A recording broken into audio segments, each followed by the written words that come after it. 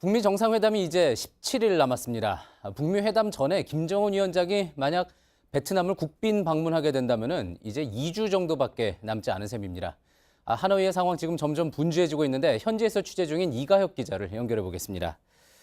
자, 이 기자, 먼저 김정은 위원장의 베트남 방문했을 때 동선부터 이야기를 한번 해보죠. 김 위원장이 하노이 시내를 벗어나서 다른 곳을 찾아갈 수도 있다, 이런 관측이 나오고 있군요. 네, 북미 회담 전에 북베트남 정상회담이 먼저 열릴 경우에 오는 24일쯤을 전후해서 김 위원장이 이곳 하노이에 도착할 수 있습니다. 이후에 김 위원장이 하노이에만 머무는 것이 아니라 직접 베트남의 경제 발전상을 눈으로 확인하기 위해서 하노이를 벗어나서 다른 도시까지도 이동할 수 있다, 이런 관측이 나오고 있습니다. 베트남은 북한처럼 사회주의 노선을 유지를 하면서도 관광 산업도 상당히 발달했고 또 외국 자본 유치도 활발하게 하고 있기 때문입니다. 지난해 싱가포르 회담을 생각해보면 바로 전날에 깜짝 외출을 한 정도였는데 이것을 훨씬 뛰어넘을 수도 있다, 이런 전망이 가능합니다. 예, 지금 이가혁 기자가 하노이에 한 나흘 정도 지금 가 있는 상태인데 구체적으로 어떤 곳이 김 위원장의 방문 예상지로 꼽힙니까? 네, 준비된 지도를 함께 보시면서 제가 설명을 드리겠습니다. 하노이에서 120km 정도 떨어진 하이퐁이라는 도시가 있습니다. 베트남 3대 도시입니다. 또 여기는 베트남 북부 지역 최대 항구도 있습니다.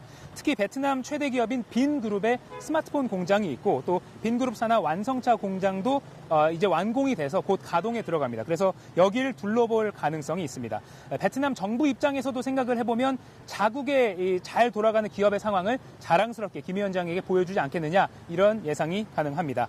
또 여기서 다시 60km를 더 가면 하롱베이가 있습니다. 워낙 유명한 관광지죠. 불과 석 달 전인 지난해 11월에 북한 이용호 외무상이 하노이를 방문했을 때 이곳에 하롱베이에 직접 가서 배를 타고 관광 인프라를 살펴본 일이 있습니다. 그리고 이 내용을 김 위원장에게도 보고한 것으로 전해졌습니다. 예, 물론 김 위원장의 베트남 국빈 방문이 지금 공식 발표된 것은 아닙니다. 확정된 것도 아니고. 자, 그런데 한 가지 나올 수 있는 의문점은 과연 김 위원장이 하노이를 벗어나서 저렇게까지 다니는 게 가능할까 하는 부분입니다. 우리 외교 관계자에 따르면요, 김 위원장이 교통 통제를 받으면서 이동을 하면 이 동선은 충분히 하루에도 이동이 가능한 동선이다, 이렇게 밝혔습니다. 또 북한 입장에서는 국제사회의 정상국가 지도자라는 이미지를 한 번 더 부각을 할 수가 있고 북한 사회 내부에서도 경제를 챙기고 있다, 이걸 선전을 할 수 있는 효과도 있기 때문에 저런 동선이 아예 불가능한 시나리오는 아니라는 게 이곳 현지에 있는 외교 관계자들의 전언입니다. 그렇군요. 자, 지난 1차 북미 정상회담 때는 개최지가 한 달 전쯤에 발표됐습니다. 그것과 비교를 해보면 이번에는 좀 시일이 촉박하지 않겠느냐 하는 이야기가 나올 수도 있는데 지금 하노이 현지의 준비 상황은 어떻습니까? 전 세계 취재진들이 점차 모여들고 있습니다. 어제 제가 일본 취재진도 같이 이렇게 취재를 하다가 만났다고 얘기를 전해드렸는데요.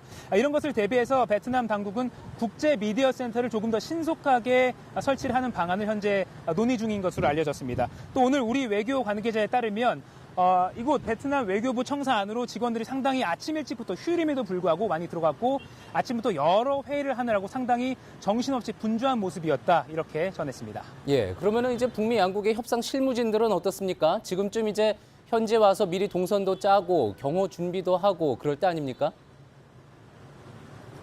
네, 지난해 1차 싱가포르 회담 때를 다시 한번 또 생각을 해보면 두 정상이 만나기 딱 보름 전에 양측의 실무자들이 만나서 싱가포르에서 만나서 경호, 의전 이런 것을 조율을 했습니다. 그러니까 이번에도 그걸 적용을 해보면 지금쯤 오늘 내일쯤에도 충분히 두 측이 만나서 이런 것을 논의를 할 수 있다, 이게 예상이 충분히 가능한 상황입니다. 특히 김정은의 비서라고 불리는 김창선 북한 국무위원회 부장이 싱가포르 때처럼 먼저 하노이로 올지 언제 올지 또 오게 된다면 백악관 신무진들과는 어떤 논의를 하게 될지에도 상당히 관심이 쏠리고 있습니다. 지금까지 베트남 하노이에서 JTBC 이가혁입니다.